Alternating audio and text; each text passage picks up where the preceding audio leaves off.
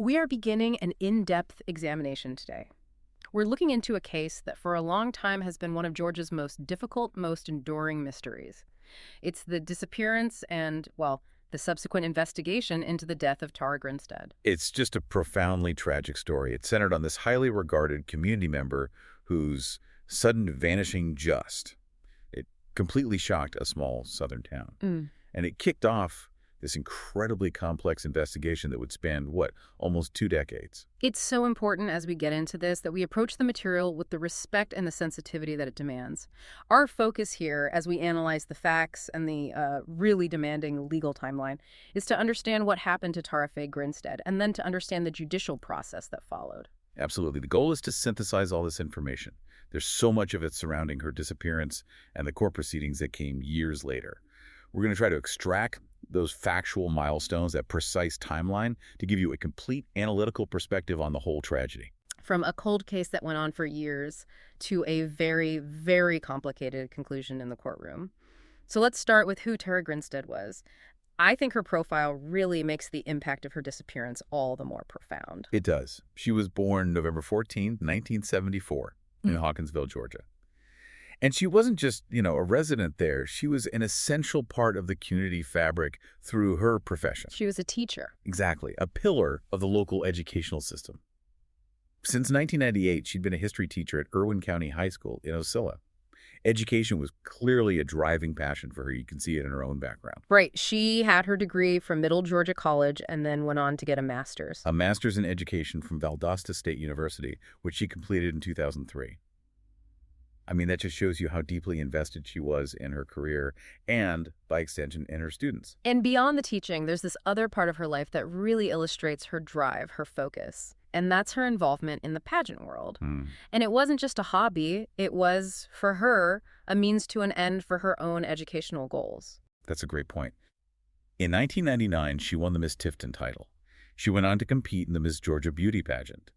And this might seem like a, secondary detail, but the sources really emphasized that she leveraged that success. She was strategic. How so? Well, she used the prize money she won from the pageants to help fund her college education. It just paints this picture of a highly ambitious, really motivated woman who is meticulously planning her future. So that context is crucial. Here you have a young woman, 30 years old, successful, incredibly well-regarded, and maybe most importantly, reliable, especially in a very small community. And that reliability is key to how quickly the alarm bells went off when she vanished on October 22, 2005. And to just frame the length of this legal marathon, she wasn't formally declared legally dead in absentia until December 2010. 5 full years after she went missing. 5 years. And that declaration of death in absentia, it's an important legal demarcation. It provides legal finality for things like, an estate or insurance, but it offers absolutely no emotional resolution. None at all. So for years, the community had to live with that specific tension. A legal acknowledgement of death, but with zero knowledge of the facts surrounding it. Let's transition now to that initial shock. The immediate events of October 2005. The police response was incredibly swift, and that was mainly due to the specific timeline of her last known activities. Right. The sources detail her final weekend very clearly. On Saturday night, October 22, 2005, she was quite busy. She'd been at a local beauty pageant where she was mentoring and coaching contestants. Which ties right back into her own background. Exactly. And then later that evening, she attended a social gathering, a barbecue. So she was active, she was visible, she was engaging with her community right up until the point she went home. And the discovery that something was fundamentally wrong, it hinged entirely on her dedication to her job. Absolutely. The timeline is stark. When she didn't show up for work on Monday morning, October 24th, it immediately triggered concern. Her coworkers knew this was completely out of character. So they called the police right away. Immediately. And officers went to the home she lived in alone there in Ocilla. And the initial assessment of her home, what they found there, it was a scene that was immediately puzzling. It just resisted any easy explanation. What did the investigators find, and what was missing? This is really the first critical piece of the forensic story. Investigators found her car parked outside. That suggested she had, in fact, made it home after the barbecue. Okay, so she got home. It seems so. And crucially, they found her cell phone inside the house. You have to think, in modern missing persons cases, tracking the phone is often the very first step. But here, The phone was there, but the owner was gone. And what about the missing items? Did they establish any kind of pattern? That's just it. They didn't really establish a clear pattern. Her purse and her keys were gone.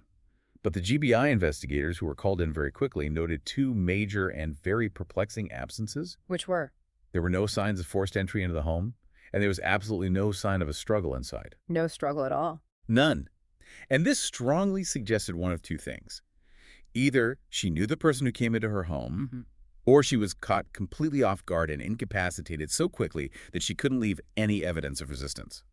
And that specific combination, no struggle, no forced entry, the phone present but the owner gone, that immediately signaled to local law enforcement that this was way beyond a simple missing person case. It required immediate escalation. Exactly. The local police chief recognized the severity of it instantly. They contacted the Georgia Bureau of Investigation, the GBI. And the reason they gave was that they just felt something was wrong, that the scale of the case was beyond the resources of a small-town police department.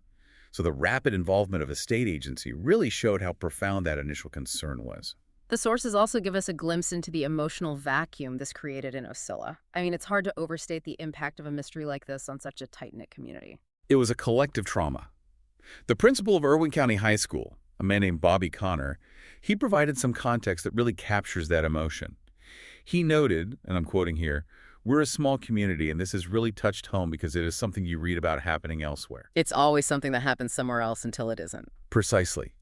And he also emphasized Carr's personality. He said, this is someone with a tremendous magnetic personality, and the kids just love her. And that quote, it just anchors the whole case in that real-world consequence. It reminds us why this remained so high profile for so long. Let's move into those long, frustrating years, the cold case phase. This spans from about 2008 up until the breakthrough in 2017. And this section really highlights the persistence that was required of law enforcement and also the unexpected role the media played in just keeping the story alive. Well, for years, the case needed constant oxygen to stay viable. It really did. And that sustained attention came, in part, from the national media. In 2008, CBS News' 48 Hours Mystery did a significant report on it. And what was striking about that report was its attempt to place the Grinstead case into a broader context of similar puzzling disappearances, right? Yes, they noted the similarities to the case of Jennifer Kess, who vanished from Orlando, Florida, just 3 months after Tara Grinstead. And drawing those links, I mean, that's a standard investigative technique. You look for serial patterns, you try to generate new tips, even if those patterns don't ultimately lead to a direct connection between the two cases. Right. But the most important development from that time, it concerned a tiny, critical piece of forensic evidence found right near her house. The latex glove. The latex glove. And the male DNA found on it. GBI agent Gary Rothwell, he was interviewed for that 48 Hours piece, and he revealed this detail which had become absolutely central to their investigation. He described the glove as being found in her yard, just a stone's throw from her front stoop. And the fact that it was found so close to the front entrance, that's telling. It implies the person wearing it was either preparing to enter or had just left or was doing something right there at the threshold of the home. Exactly. It wasn't something tossed away a mile down the road. Rothwell called the DNA on that glove a critical element to solving the case. They confirmed it belonged to a male. But the challenge, as it turned out, was immense. It was. Investigators tested that DNA against dozens of men associated with Tara Grinstead friends, ex-boyfriends, people questioned early on, and nothing. No success. And of course, they took the next logical step. They entered that genetic profile into the CODIS system, the national database, and the state database. But the issue for years was the DNA had no match. And that's the cold case paradox, isn't it? You have definitive forensic evidence, a DNA sample from the possible perpetrator.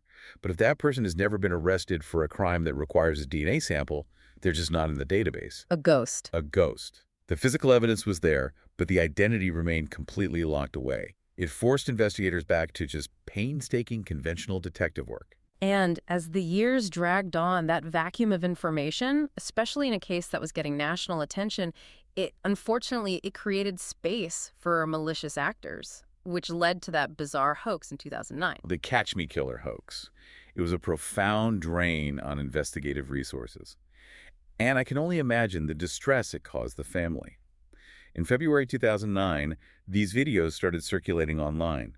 A man, disguising his voice and his face, claimed to be a serial killer responsible for 16 female victims. And he specifically mentioned Grinstead. He did. He specifically named her.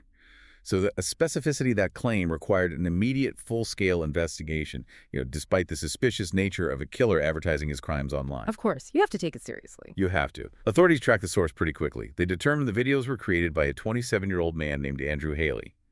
The official conclusion was that the videos were a bizarre, elaborate hoax. So while that successfully eliminated Haley as a lead, the cost was the time and the resources spent chasing down that lie, time that couldn't be used on genuine leads. It's such a common challenge in these high-profile cold cases, separating the desperate attempts for attention from credible information. But despite these setbacks, the GBI was resolute. They were public in stating that the case was never truly abandoned. That's right. In 2011, 6 years after the disappearance, the chief investigator gave an update. He firmly stated the case has never gone cold. And what's more, the agency confirmed that leads were still coming in on a weekly basis. Which really demonstrates that the community and the public had not forgotten Tara Grinstead. No. And that sustained engagement is so often the difference between a case that stays closed forever and one that eventually, finally, sees a breakthrough. And that leads us to the unexpected catalyst that really proved the importance of keeping that momentum. The power of non-traditional media, specifically a podcast. The role of the Up and Vanish podcast is a fascinating and potent example of modern investigative journalism. It focused intensely on the Grinstead case from 2016 to 2017. And officials and media sources alike, they credited the podcast for helping shed new light on the evidence, and maybe most importantly, for reigniting public interest. Let's analyze that influence a bit more. When a case is truly cold, what does shedding new light actually mean in practical terms? How did an independent audio show succeed where years of GBI work had, stalled? Well, it's multi-layered. First, the format itself allows for this exhaustive review of old evidence, of old interviews, and it's often from a slightly different perspective than law enforcement. Sometimes they can spot connections that were missed. A fresh set of eyes. A fresh set of eyes, exactly. And second, and this is crucial, it creates sustained public pressure and conversation. People who might have been hesitant to come forward years ago, maybe out of fear or some misplaced loyalty, they might feel compelled to speak up when the case is suddenly dominating headlines and conversations again. So the podcast achieved a level of public saturation that the GBI on its own just couldn't maintain for a decade. It couldn't. It essentially created an environment where a key piece of information, a single tip, was just more likely to surface. And that momentum carried directly into 2017. Which leads us into the most pivotal section of this story, the breakthrough and the allegations. The breakthrough came in February of 2017, and it was based on that single critical tip received by the GBI. And that tip led to the arrest of a man named Ryan Alexander Duke on February 23, 2017. He was charged with Grinstead's murder and the concealment of her body. And the connection here was deeply unsettling for the community. Duke was identified as having attended Irwin County High School where Tara taught. Yes, though the sources are specific that this was about 3 years before her disappearance, so he wasn't her student at the time. But he was part of that same small school community. And the specificity of the charges, the ones filed in the warrants which were read aloud in court, they established the prosecution's initial theory of the crime. It painted a very particular picture of that night. It did. The warrants alleged that Duke had been burglarizing Tara Grinstead's home. The crime turned violent, they alleged, when she unexpectedly caught him in the act. And then? He then allegedly strangled her, which caused her death, and then removed her body from the house. And that narrative provides a potential explanation for the lack of forced entry. Maybe he found an unlocked door, or the encounter began outside. It also explains the sudden, violent nature of an attack that left no sign of a struggle inside. This idea of a crime of opportunity during a burglary, that was the foundation of the case against him. But the story quickly expanded. It wasn't just about a single person. Less than 2 weeks later, a second related arrest was made. On March 3, 2017, the GBI arrested Bo Dukes. He was a former classmate of Ryan Duke, and the sources clarify they were not related despite the last name. And Bo Dukes was charged with crimes related to the aftermath. Yes, exactly. Attempting to conceal a death, hindering apprehension, and tampering with evidence. The charges clearly defined his alleged role as assisting in the cover-up, separate from the primary act of violence. And the sources reveal that the arrest of Bo Dukes was particularly painful for Tara's surviving family. It was, because of those small-town connections we talked about. Tara Grinstead's sister, Anita Gannis, she revealed that she had known Bo Dukes' family for years. She described the whole situation as just unreal. And that detail, it just underscores the reality that these crimes rarely happen in a vacuum. The lines of connection between the victim's family and the accused often overlap in these tight-knit rural communities, and it just compounds the shock and the sense of betrayal. The legal pressure on Bo Dukes then intensified later that same year. In August of 2017, he faced more charges, and these stemmed from his initial interactions with investigators when the case was still cold. A grand jury indicted him on 2 counts of making false statements, 1 count of hindering apprehension, and 1 count of concealing death. And these charges were based on the specific allegation that Dukes had lied to a GBI official during questioning back in 2016. Which was right around the time the podcast was bringing all that new attention to the case. Right when that was happening. And this demonstrated a history of obstruction. He wasn't just covering up the crime when he was finally arrested. The allegation was that he had actively misdirected authorities during the cold case phase, extending the investigation for no reason. This moves us into the phase that ultimately lasted the longest. The legal proceedings and the complex verdicts. This covers 2017 all the way through the most recent appeals decision in 2025. And it all began with this immediate, high-stakes legal battle over the public's right to know. The arrest generated immense local and national media scrutiny, just an incredible amount. And recognizing this, the judge in Irwin County, Judge Melanie Cross, she issued a gag order. To protect Ryan Duke's right to a fair trial. Yes, his Sixth Amendment right. And the order broadly prohibited anyone involved, prosecutors, defense attorneys, police, court staff, from discussing the case publicly outside of court. And this immediately set up a collision with the First Amendment. With the press, media outlets wasted no time challenging that restriction. Georgia television stations, WMAZ and WXIA, they spearheaded the challenge. They argued that in a case of such overwhelming public interest, a case involving a long-standing mystery and a beloved victim, that this kind of wholesale restriction on information was an overreach. And Judge Cross did relax the order a little bit after that initial pushback, but she kept significant restrictions in place. She did. And the media outlets felt that even the revised order was still too restrictive. So they took the argument to the highest state court. This is a critical constitutional fight that defines legal precedent. It is. So WMAZ and WXIA successfully petitioned the Supreme Court of Georgia. They heard arguments in October 2017. And the core argument from the media was that pretrial publicity does not automatically mean an unfair trial. Right. And that the public's right to monitor the administration of justice, especially in a high-profile case involving local law enforcement, that right outweighed the hypothetical risk of a contaminated jury pool. And the Supreme Court of Georgia delivered a very definitive ruling on that specific constitutional tension. Very definitive. In March 2018, the court ruled unanimously to overturn the gag order, to toss it out entirely. And a unanimous decision like that, it's a major victory for transparency.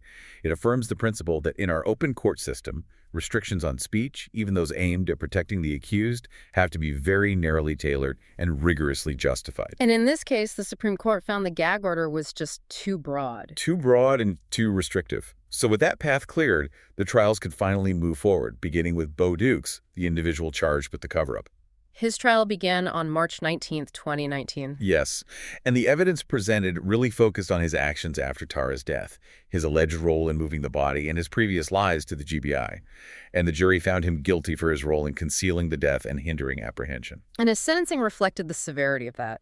Even without a direct link to the murder, the obstruction of justice was viewed very seriously. It was. Just 3 days later, March 22, 2019, Bo Dukes was sentenced to 25 years in prison. It's a lengthy sentence, and it sends a powerful message that actively subverting justice, lying to law enforcement, and assisting in the disposal of a body, it carries immense penalties. Then came the long and complex journey toward the trial of Ryan Duke, the accused killer. And that process was marked by some significant procedural delays. His trial was initially set for April 1st, 2019. But just before it was set to begin, the Georgia Supreme Court intervened again and ordered a delay. And the reason was a challenge by Duke's defense team. They contended they were unconstitutionally denied the necessary state funds to hire expert witnesses for his defense. Can you explain that point a bit? Why does denying funds for experts rise to the level of being unconstitutional? It's a fundamental part of the American legal system. For an indigent defendant, someone who can't afford their own lawyer, especially when they're facing complex charges like murder, the state is required to provide the resources necessary for a complete defense. So if a case hinges on forensic evidence, like the DNA on the glove, and the defendant can't afford their own DNA expert to critique the prosecution's findings, then they are essentially being denied the ability to properly contest the evidence. I see. So the Supreme Court recognized this fundamental requirement for resource parity for a fair trial. Yes, and that led to the necessary delay. And that delay pushed the trial back several years. It eventually started on May 9, 2022. During the trial itself, Duke's defense introduced a dramatic new narrative that fundamentally changed the dynamic between the two accused men. It really did. Duke pleaded not guilty to the murder charges. But the strategic pivot was his trial testimony.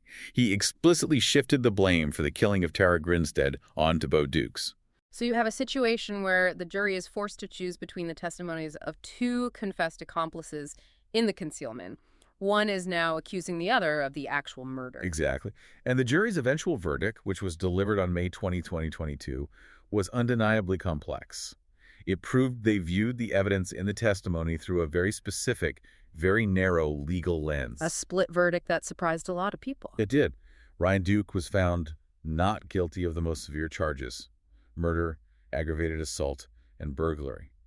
But crucially, he was found guilty of the sole remaining charge: concealing a death. And this finding is really the focal point for understanding the limitations of the justice system in this case. How does a jury simultaneously accept that a person concealed a body, proving they were involved in the crime's aftermath? You find there isn't enough evidence to prove they were the one who committed the murder or the burglary that led to it. It reflects the difference in the burden of proof required for the charges. To convict him of murder or burglary, the jury had to believe beyond a reasonable doubt that Duke committed the act of violence or the act of breaking and entering. And they didn't. They likely concluded he was involved in disposing of the body, perhaps based on his own testimony or other evidence which proved concealment. However, they must have found sufficient reasonable doubt about who delivered the fatal blow, especially with him pointing the finger at Bo Dukes. The prosecution's theory that Duke was the killer in a botched burglary. It must have failed to meet that highest legal standard, even though the jury clearly believed he was an active participant in the cover-up.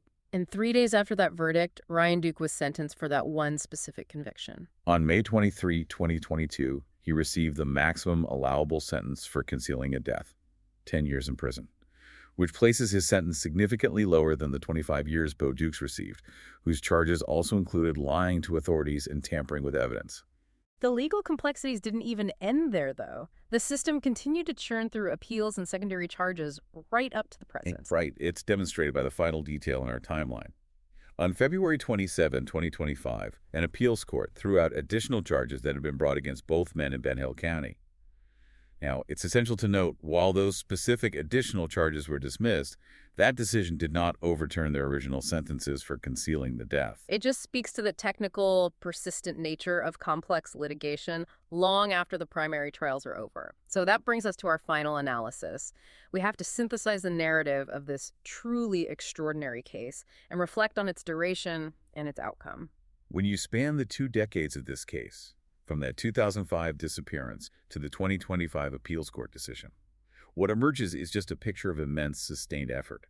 The case was defined by the persistence of the GBI, who were often struggling against years of silence, and then, crucially, the revitalizing influence of that non-traditional media and community engagement. And yet, the justice that was delivered, as we've discussed, was fragmented. The jurors delivered convictions only for the acts committed after the death, not for the act of violence itself. This is the central enigma of the case. Yeah. The jury's decision to acquit Ryan Duke of murder but convict him of concealment, it highlights a critical reality in criminal law. Proof of a consequence does not automatically constitute proof of causation. Meaning? They found conclusive evidence of a cover-up, of obfuscation on the part of both men, but the identity of the principal offender, the actual killer, could not be established beyond a reasonable doubt, especially when your key witnesses are also involved in the crime and are actively blaming each other. This outcome, where the full truth of Tara Grinstead's final hours may have been obscured by years of deceit, it provides a challenging final observation for you to consider. The determination of fact inside a courtroom, especially in a case like this that relies so heavily on circumstantial evidence and delayed testimony, it is strictly defined by legal statutes and the evidence presented. It's not always defined by the collective certainty of the community or even the investigators. And the partial verdicts in the Grinstead case demonstrate the limitations inherent when the ultimate truth relies on the accounts of individuals who themselves were actively engaged in concealing that truth for years. Thank you for examining this difficult and complicated case with us. Thanks for listening.